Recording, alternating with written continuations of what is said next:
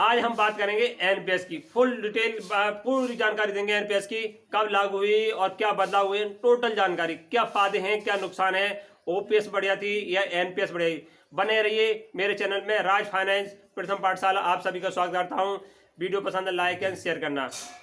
पूरी जानकारी मुफ्त मिलेगी आपको चैनल पे। आप वीडियो थोड़ी लॉन्ग हो सकती है क्योंकि एनपीएस की पूरी डिटेल, पूरी जानकारी दी जाएगी इसमें।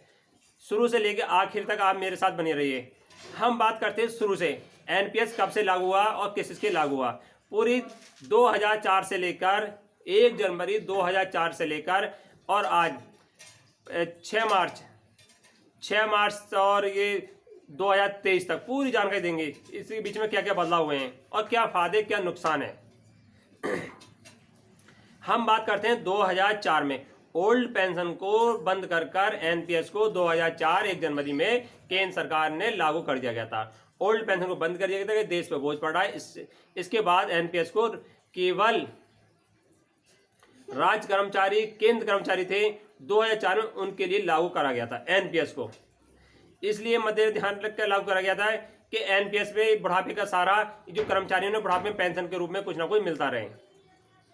ये 2004 में लागू कर दिया गया था, केवल राज्य कर्मचारी, केंद्र कर्मचारी।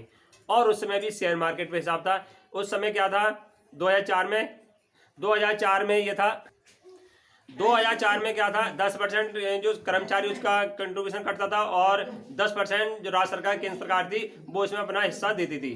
टोटल 20% इसमें जाता था। और बाकी शेयर मार्केट में जो हिसाब चलता था 5%, 10% जो सालाना मिलता था वो मिलता था। फिर उसके बाद 2015 में केंद्र सरकार ने इसमें फिर बदलाव कर दिए गए।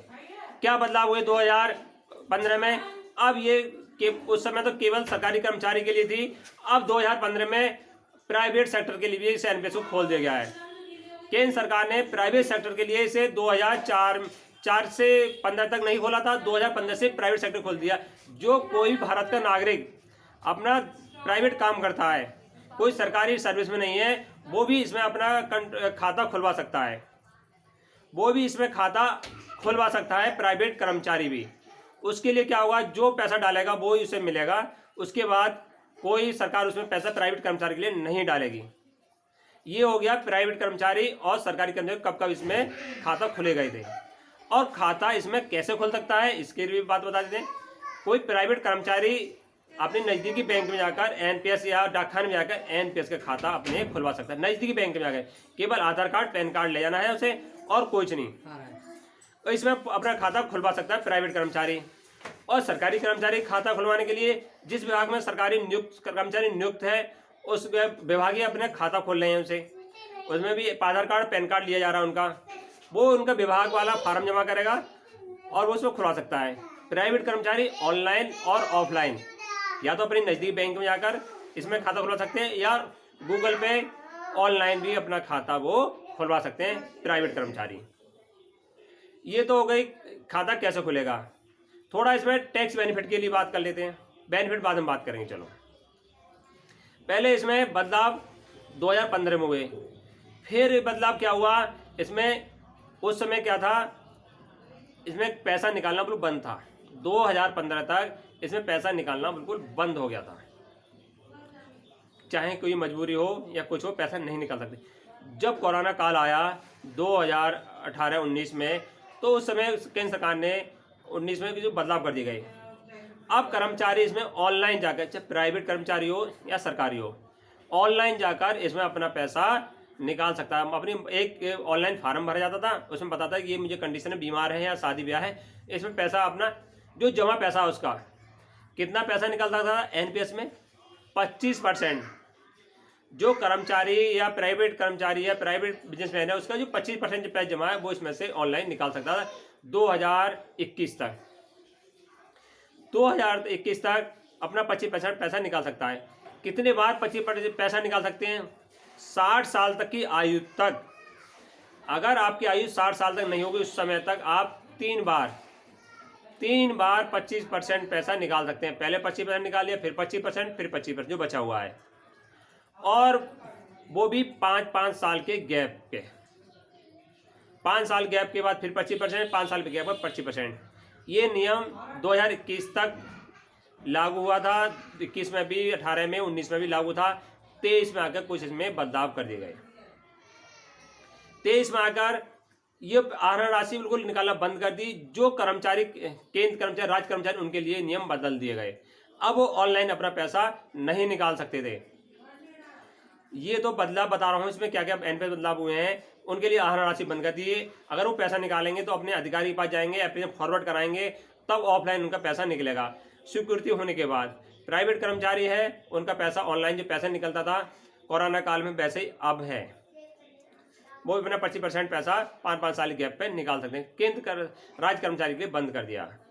एक न्यू अपडेट और इसमें बदलाव करा गया था एनपीएस में। अब 23 में कुछ बदलाव कर दिए गए हैं। एक तो आहरण राशि बंद कर दी थी कर्मचारी के लिए। अब एक बदलाव और क्या है, पहले, इससे पहले क्या था कि कोई रिटायरमेंट हो जाता, उसके खाते में 2.5 लाख रुपए तक है, तो वो पैसा अपना नगद मिल जाता था, उसे 60 साल का इंतजार नहीं करना पड़ता था, या पेंशन इंतजार नहीं। अब एक बदलाव और कर दिया गया है मार्च में, 1 मार्च से, कि कर्मचारी के 5 लाख तक इस खाते में पैसे जमा हैं। अगर कर्मचारी के खाते में 5 लाख तक पैसे जमा हैं तो उसे नगद पैसा दे दिया जाएगा। उसका विभाग या जो प्राइवेट कर्मचारी है, कोई भी हो, उसे 5 लाख रुपए जमा है तो उसे नगद पैसा मिल जाएगा। 5 से अधिक है तो पेंशन के 60 साल के बाद 40% पेंशन और 60% नगद दिया जाएगा। ये तो बदलाव हो गए। अब एक खाते की एक बात और कर लेते थे, खाता इसमें 2 प्रकार के होते हैं एनपीएस में, एक टियर 1 और टियर 2। टियर 1 तो केवल पेंशन के लिए होता है, टियर 1 पेंशन के लिए, और टियर 2 तो है बिजनेसमैन के लिए। टियर 1 में क्या लाभ है, टियर 1 में क्या लाभ है या नहीं है। टियर 1 में आपका पेंशन के रूप में है, इसमें नो रिस्क कम है, इसमें ब्याज मिलता है। टियर 1 में ब्याज मिलता है, इसे कोई भी खुलवा सकता है, प्राइवेट, सरकारी कर्मचारी कोई भी हो। टियर 2 को बिजनेसमैन खुलवाता है, इसमें ब्याज नहीं मिलता है। आज शेयर मार्केट के हिसाब से होता है, आपको कोई आज खाता खुलवाया, कल पैसे निकाल लो, कल खुलवाया परसों निकाल लो, कोई इसमें वो नहीं है, रोकथाम नहीं है टियर 2 में। टियर 2 खाता वही खुलवाएगा जिसका टियर 1 होगा। जो पेंशन का खाता है टियर 1 ही खुलता है। मान लो किसी को पेंशन चाहिए एनपीएस के तहत, तो उसका खाता टियर 1 खुलेगा, टियर 2 खाता नहीं खुलेगा। टियर 2 खाता केवल जो हमारे व्यापारी हैं उनके लिए होता है। रिस्क इसमें कोई बाध्यता नहीं, कभी पैसे निकालो कभी डालो, पूरा शेयर मार्केट में होता है। ये होता है टियर 2। अब बात कर लेते हैं एनपीएस में टैक्स बेनिफिट कितना मिलता है। दोस्तों एनपीएस में टैक्स बेनिफिट है, जो हमारे कर्मचारी हैं, राज्य कर्मचारी जी, उन्हें 1.5 लाख तो 80C के तहत मिलता है, और 50,000 छूट और मिलती है 80CD के तहत, यानी 2 लाख रुपए तक एनपीएस में छूट मिल जाती है। मान लो कोई राज्य कर्मचारी, केंद्र कर्मचारी है, उन्हें टैक्स बेनिफिट भी मिलता है, इसमें 2 लाख तक का टैक्स बेनिफिट मिल जाता है। ये तो इसको हो गए फायदे हैं। फायदे भी हैं इसके। शेयर मार्केट जो है, शेयर मार्केट में पैसा उछाल आएगा तो पैसे आपके बढ़ते रहेंगे, ब्याज अधिक मिलेगा। नुकसान क्या है एनपीएस में?